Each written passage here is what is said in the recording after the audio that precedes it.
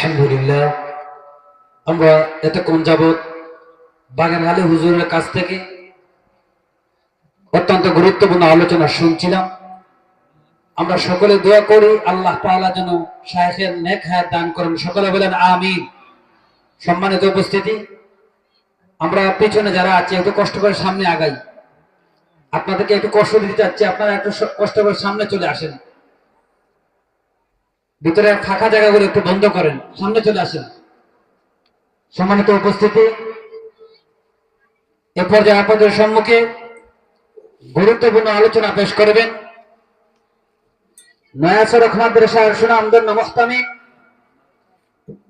চিকনাগুলো ইউনিয়নের কৃতি সন্তান, বিশিষ্ট আলেমে দ্বীন হযরতুল আল্লামা হযরত মাওলানা সাইফুল্লাহ সাহেব হাফিজাহুল্লাহ।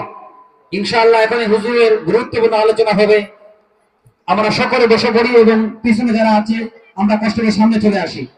হুজুর বয়ানের পূর্বেই একটি ইসলামী তানা পরিবেশন করবেন অত্র মাদ্রাসার কৃতি ছাত্র মোহাম্মদ ইসমাইল আলী।